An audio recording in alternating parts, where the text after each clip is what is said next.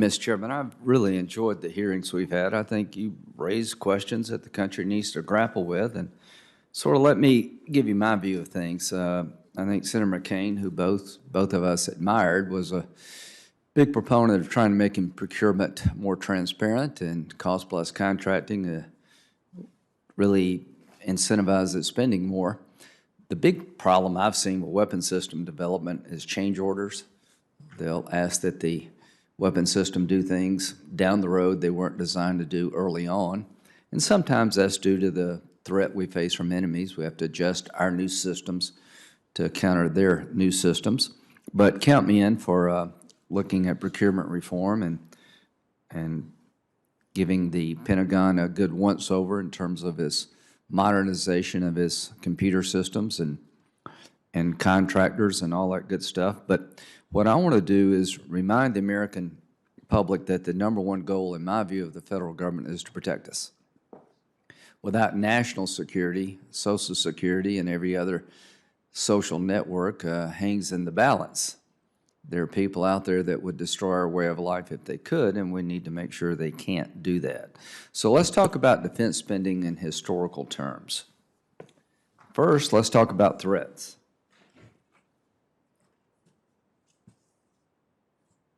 Now, this is since April. We've had Russian bombers test us since March of 2021 in Alaska at historic levels. We had 25 Chinese warplanes enter into Taiwan's defenses in April of 2021, a major escalation. There are 80,000 Russian troops massed on the Ukrainian border. There were 100,000. They say they've withdrawn. They've gone from 100 to 80. From Somalia to Mali, Nigeria, and Mozambique, ISIS in that part of the world is on the rise.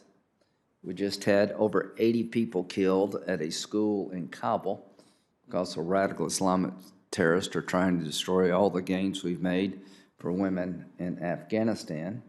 North Korea just fired two short-range missiles for the first time in more than a year.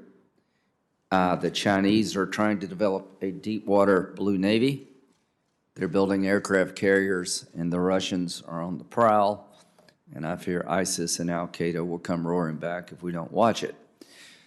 I haven't mentioned anything about the current conflict between the Palestinians and the Israelis. So this is a time of great peril. What should we be doing? We should have a defense budget that deters war, and if you enter into one, you win it. Let's go to the next chart. Last year, the Defense Department produced a 5-year spending plan to keep modernization and replenish the weapon systems that have been worn out since 9/11. Mr. Chairman, our military men and women have been deployed more since 9/11 than any time since World War II. We've flown the wings off the planes. Our equipment has been heavily utilized, and our people have been really borne the brunt of this war on terrorism and other conflicts. So they projected in the 5-year plan that we'd be spending $722 billion this year. The Biden budget is $715. My good friend Senator Sanders has an amendment to cut the defense budget by 10%, would put us at $660 billion, way below the projected defense needs according to the Pentagon over the next 5 years. Now, in terms of GDP spending,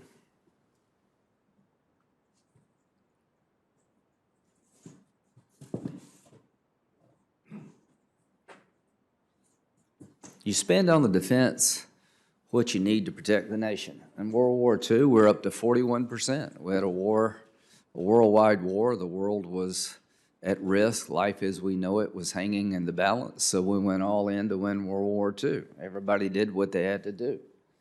Korea, we 14% of GDP on that conflict. During the peak of the Cold War, is about 10% to make sure that the Soviet Union did not gobble up the world and keep communism at bay, and I would say it worked. Now, from Vietnam up to the end of the Cold War, we were spending about 4.9% of GDP.